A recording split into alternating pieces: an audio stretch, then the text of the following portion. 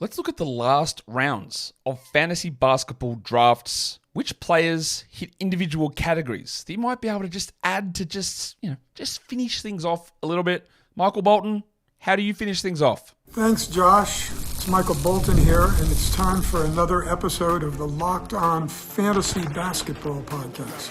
Let's get to it. Let's get to it, indeed.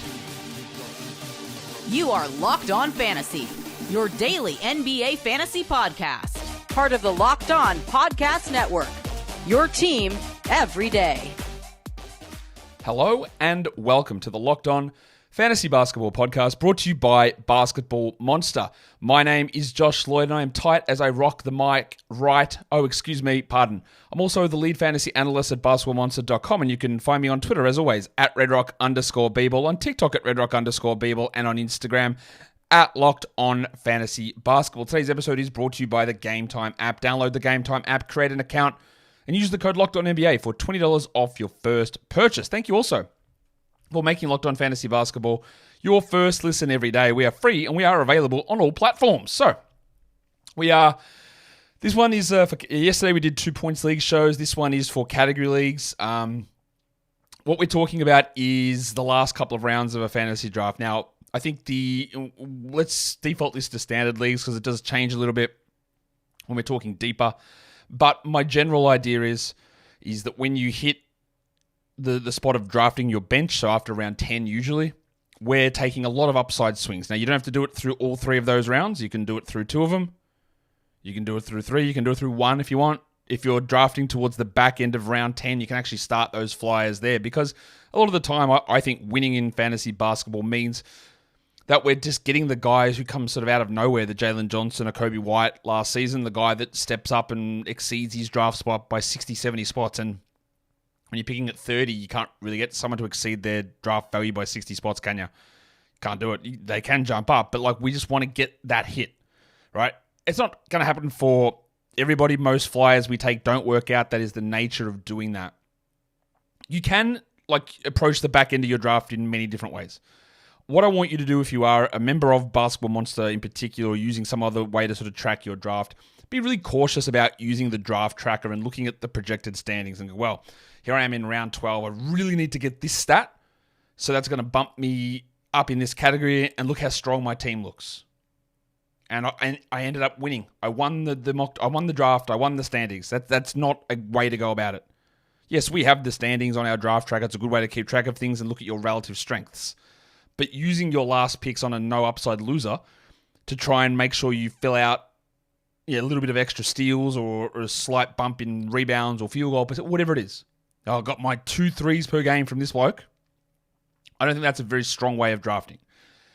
You can also, and the way I tend to do it, most of my leagues will have at least 4 bench spots. So we're 10-4 usually. Locked On Fantasy Basketball Bowl, which is coming out next week. We're going to have 6 bench. I like to sort of split what I'm doing in those last rounds. Yes, we'll take some flyers there, but we'll also take some guys who are a little bit more secure, you feel a little bit better about where they sit. And if you are in a daily changes format, as we'll continually stress on this channel, you don't have a bench really. Your bench has to be active. Unless you've got really tight games limits, you are using all of your bench players all the time. So your 11th guy, your 12th guy, you will use most of them. So that's why we want to look at flyers in the last few rounds. And I think getting on top of a flyer early is good, because the difference between a player in round 11 or 12 is pretty small. But I'm probably not going to do it for every one of those last picks, because all of those guys are active players. They're starters even though they're not starters. I know that might be a little bit confusing. We want to hit upside, but we also have to realize these aren't just players that sit on the bench and do nothing. And then when we get to the season and it's not working out, we've got to move on and we've got to move guys in and out. We have to do all of that stuff. So what are we doing here? I'm just looking at singular categories. The main 8 fantasy categories plus 2 bonus ones, 3-point percentage and assist to turnover ratio, which are probably the 2 most used additional categories that people decide on. And I'm just going to look at players who, depending on the site, are either ranked or have an ADP outside the top 120, which pushes you into round 11. As a general rule, we're always going to have generalities and cutoffs and that sort of stuff. That's your general rule of where these blokes sit. So, let's jump in. Let's take a look at some guys who, depending on the platform, are available late that you can help you with your points category. We will start, as we usually do, as I realized that something just didn't... Why did that come out so weird? With double things coming up. That's okay. We'll figure that out. For the points category, the big fella, the bucket, John Kuminga, is available on ESPN leagues outside the top 120. That is a very, very easy one. That is a 20-point per game scorer potentially that you can grab in the in those last rounds. Easy one, I think. Colin Sexton, who, again, I don't know what the hell the Jazz are going to do. I think he starts, but I don't know. I have no idea. But I think Sexton's a pretty good source of points. And in Yahoo leagues, you can find Sexton available in those later rounds. Weirdly, ESPN and Fantrax have him a little bit higher, and they don't have him anywhere sort of placed out, outside the top 120. But for Yahoo, you can. This one's an obvious one, and it is because of ESPN's stupidity. Jalen Johnson is sitting outside the top 120 on ESPN leagues. Yes, I know.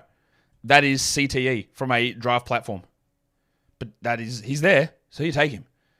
This is one that I didn't expect to come up, and it's not the Atlanta guy, just in case you're confused. It's Bojan Bogdanovic in Brooklyn. Now, I have almost no level of confidence in this whatsoever, because he could almost be, I think he might be up there with Steve Adams, as the guy where you go, he plays for that team. Because he plays for Brooklyn. He was traded in the Mikal Bridges trade, Bojan Bogdanovic. And, is he going to start? There's Cam Johnson. You always hear, wait to the Nets. They'll trade Johnson, they'll trade Finney-Smith, and no one mentions this guy ever. And I'm guilty of it too. But Bojan can score and Bojan can shoot. But what if he plays 0 minutes? I honestly have no idea. Does he even exist anymore, Bojan Bogdanovic? I don't know. But if he plays 29 minutes, 15, 16, 17 points, possible. And he's obviously available everywhere. Might not work out, but it's just one of those ones that is very hard to find points late, and he might be that guy. And the other guy who's available basically on all platforms, well, not basically, on all platforms, whether that's rank or ADP, outside the top 120, we go to Sacramento, and the big fella Leaky Monk is available. Now, yes, DeMar DeRozan does arrive.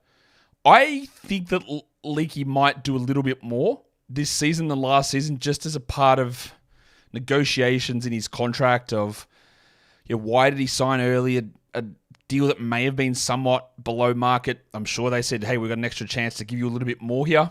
But I also don't know. Maybe they reduce his minutes and they play more Herter and Alice and there is DeRozan there. That's possible. But I think Monk is going to be a pretty heavy feature in a lot of their closing lineups for this upcoming season.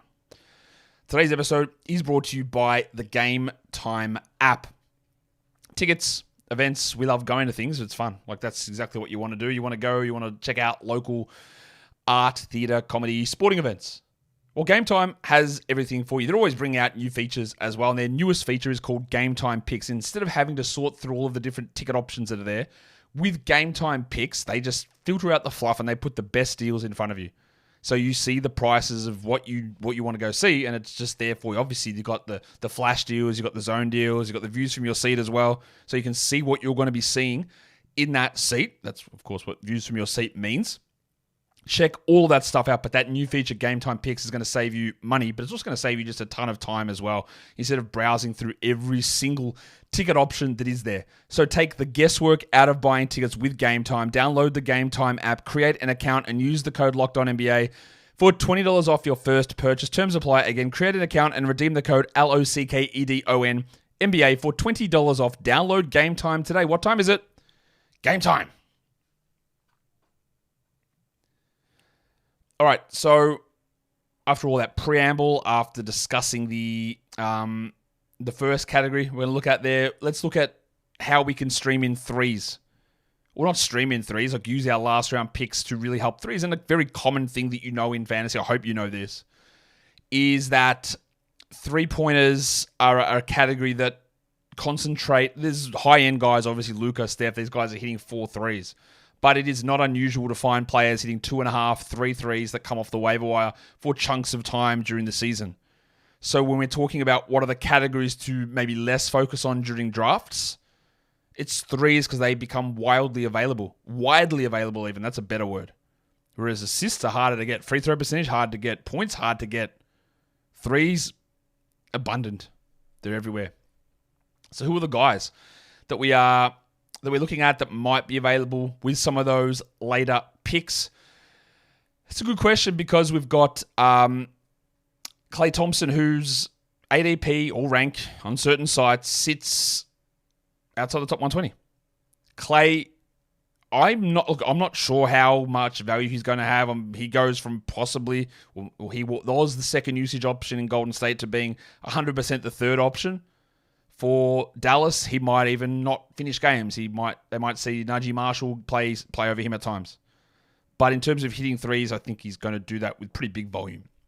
Now, of course, the stupidity that is ESPN has Trey Murphy sitting outside the top 120. Other platforms don't have that. But if you are still stuck and playing on ESPN, Trey Murphy is going to be available late. Like, you can grab Jalen Johnson and Trey Murphy outside the top 120 in certain spots. Obviously, that's insane. But you can do it, and that's going to really help you out. The next three guys are available outside the top 120 on all platforms. The big Ragu, Dante DiVincenzo. Now, he had a really, really awesome season. Of course, for the first 2 months, he was not rosterable. And then everyone went down. He played big minutes and he shot unbelievable volume from three. It is going to be really hard for him to continue that. Randall's back. OG's a full season. Bridges arrives. Really hard to see DiVincenzo doing anything like he did last season. But later rounds, you're looking for 2 threes maybe. Maybe a little bit more. Well, the big Ragu is there and he is possibly going to be able to do that. I guess we'll end up finding out. Sam Merrill. That's one that's like obviously just available everywhere. But what this man does is he gets up threes like nobody we've really seen since peak Malik Beasley, who'd put up like 15 per 36 or whatever it was. I don't think it was that many, but it was a lot. Sam Merrill gets out there and he throws up threes. And he might only play 20 minutes a night, but honestly, that might be enough for 2.5 threes a game. He's not going to do anything else. And in most cases, you're not going to draft Sam Merrill. But there'll be situations where you could, or you definitely look to stream him in because he is that guy that is just going to, without conscience, why am I screwing my words up? Without conscience, he's going to throw those threes up. And then Gaz Trent, who is probably definitely going to start in Milwaukee. Gary should be doing nothing more than taking threes. Of course, he has a penchant for taking a step in for a long two and just infuriating everybody. But if that gets drilled out of him and he just takes threes, there's decent enough volume. There's decent enough minutes there for Gaz to be able to step up and be relatively useful.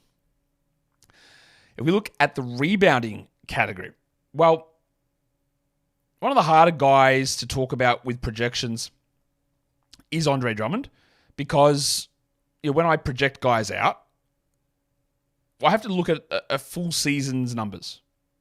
And we have to try and work out how many games Joel Embiid is going to play. So if I say Embiid is missing 20 games or 25 games, then Drummond has to fill in that gap behind that, and his overall average playing time jumps up. So maybe he averages 21 minutes a night for the season, 20 minutes a night, which means that his numbers end up looking pretty good in projections. And his rebound numbers could be really good. But again, we have to remember the way that projections are often presented and stats are often presented are more useful in a roto context.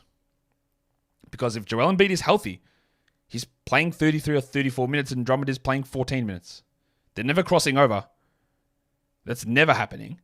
So Drummond will go either play 13 or 14 or he'll play 30. He won't ever hit that 21 or even be anywhere close to it. But overall, the rebound numbers average out there. So is drafting Drummond in a daily changes format a good idea? Probably not. Because while that average number looks nice in your standings, there'll be times when it's nowhere near that. There'll be times where he's an unbelievable option for you.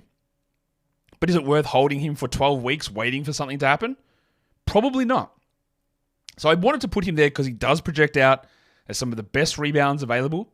But it's a very, very... Well, it's not very unique. Is it unique? It probably is unique in the NBA this season. Of a guy whose value is top 30 or top 180, depending on what happens with that other guy. And that other guy is probably Joel Embiid. Well, not probably. It is Joel Embiid, and he's going to miss time. And how you balance whether you hold Drummond or not is really difficult. In most cases, you won't be able to do it. Both Ivica Zubac and Mark Williams are available on ESPN outside the top 120. Of course, that is ridiculous, but it's true. So when you're looking for I really like, even if you want to extend this to like the hundreds range, round 9, Zubac is available there in most leagues, most formats. I love it. I love Zubac in that spot. I actually think he's going to see an uptick in minutes. I don't know that for sure, but I do think he's going to see an uptick in minutes this season. Mitch Robinson's available late everywhere. Now, Robinson has very significant problems. Injury, number 1. Free throw, yes. Scoring, what the hell's scoring? Threes, never. Assists, never. Rebounds, some blocks, which have dropped off, and good field goal percentage. And he's going to have to play more minutes because otherwise you're looking at Jericho Sims. And that might lead to problems with Mitchie getting injured. But when you're getting towards the end of a draft and you need rebounds, like, he's available. He sits there. And yeah, you got to look at your free throws for sure. But he might give you 14 boards a game. That is possible. And Robinson's that guy who sits at the end to do it. Another one that is due to the vagaries of the ESPN rankings, Isaiah Hartenstein sits available in those later rounds for God knows what reason. But obviously he would be a great addition to any fantasy team if for some reason people are asleep and have no idea what they should be doing with ranking fantasy players. Well, that might be something you can look at. If you look after that, like obviously Jalen Johnson, but Wendell Carter Jr. is available late. He might be a decent rebounding guy. Zach Edey, Steven Adams, Derek Lively, Dayron Sharp, Bob Portis, Don Klingon. Those sort of players are going to be potential available options for you later to get that rebounding category over the top. What about assists? They are notoriously a harder category to deal with towards the end of drafts. We've spoken about this for years and years and years ad nauseum. Scoot is available on Yahoo and on ESPN, either through rank or ADP outside the top 120. Scoot Henderson, Sterling, the big fella. I love that. I have absolutely zero qualms about taking Scoot in round 8 or round 9. The minutes still remain very questionable and the role remains weird, but I just do think he is going to win out somehow. And getting assists is really hard, and he had a lot of double-digit assist games last season.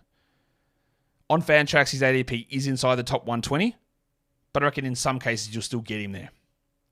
Yes, Ben Simmons is annoying, I know this. But he can easily, that's not the right word. He can get you 7+ assists. I have no idea if he's healthy. I have no idea if he stays healthy. The bet would be no.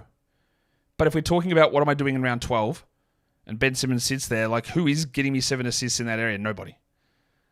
So that is what we're talking about. Hey, I'm desperate for assists. And if it doesn't work, bye-bye. And let's try something different. But he's there.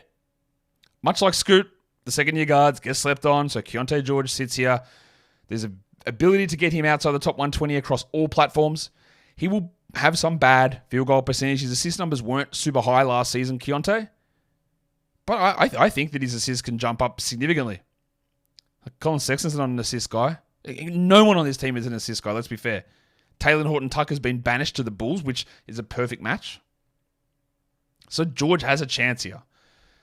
I'm going to throw Tyus Jones in, although both ESPN and Yahoo don't have him placed outside the top 120, but Fantrax does, which is interesting. Fantrax are the more hardcore people drafting, the more in tune with fantasy basketball, I think, people, and they are much more down on Tyus than the ESPNs and Yahoos. You know that I'm not particularly strong on Tyus this season, but those assists in later rounds on Fantrax works out. And then Colin Sexton again on Yahoo. Maybe he's a 5-assist player. He could do absolutely nothing, but I do think there is some, I don't even say that it's hidden value necessarily for Sexo, because I think the value is pretty much just straight out there. We're going to talk steals, blocks, percentages, bonus categories in a sec. But today's episode is brought to you by eBay Motors. Passion, drive, and patience is the formula for winning championships. It is also what keeps your ride or die alive. And eBay Motors has everything that you need to maintain your vehicle and level it up to peak performance. Roof racks, superchargers, LED headlights, bumpers, I guess, exhaust kits. I don't know if I said that, but these are all the things that you can find at eBay Motors. And they've got whatever you need for your car because over 122 million parts available. So I'm sure you're going to find exactly what you're looking for. With eBay Guaranteed Fit, the part that you get for your car is going to fit. Simple. Because if it doesn't, you get your money back. So keep your ride or die alive at ebaymotors.com. Eligible items only and exclusions apply. eBay guaranteed fit is only available to US customers. Okay, so we've looked at assists was the last one we went through, so that means we're now heading across to talk about steals. Steals are one of those ones, and I will bang on about this absolutely ad nauseum. I will talk about steals as the category and how the rankings overinflate and the variance game by game. But there's still some guys who get underrated here, like the rabbit hunter Alex Caruso. And someone brought up a good point about this. I think it was Jackson that talked on Twitter. Said, look, good steals guys don't become bad steals guys. And that's true. Good steals guys don't become bad steals guys usually. But going from 2 to 1.5 is still a 25% decrease in that stat. And when you're planning your team out, that sort of level of variance is huge in terms of determining how players get valued. But it's not like a good steals guy, unless you're Drew Holiday, turns from a 1.7 steals guy into an Anthony Simons level. That doesn't happen. But the variance between what is good and what is not, like what is good and what is excellent, and what is bad and what is very bad, is where that problem lies. So Caruso might drop in steals. He might rise in steals. He'll still be pretty good at it. It's just about how you bank on that number. And he's available on ESPN really late, so you do that. Marcus Smart's available on both Yahoo and ESPN late too. For category leagues, Marcus Smart was actually really good last season. I think he was like a top 80 player. Yeah, there are concerns with what the usage will be like. His ball handling opportunities are almost definitely going down this season. And steals can be variable, but he's still Marcus Smart. He's still good at steals, and he's still going to play a big role, so I do like him as a steals guy late. Herb Jones and Jalen Suggs, if you're on Fantrax or Yahoo, you're probably not getting them in those later rounds, but on ESPN you might be. So that is what these guys bring, and that is what their major strengths are, especially Herb. And that is a great later round selection in most leagues, honestly, but like ESPN obviously pushes them later to get those steals in. And then a guy that's available everywhere, very popular late round flyer, is Dyson Daniels. I am more and more fully committed to him being the starter in Atlanta. It just seems to make more sense to have him starting next to Trey versus Bogdanovic. Keep Bogdanovic on the bench, gun him for sixth man. Let him run that second unit because their point guard situation is not super strong. And I think Dyson starts, and he's very, very good at steals. He lacks his free throw percentage. He's not a usage player. He's a solid enough rebounder, but his steals later in drafts, he's really good. And I think that's a strong, strong option to take a look at in those last rounds. What about blocks?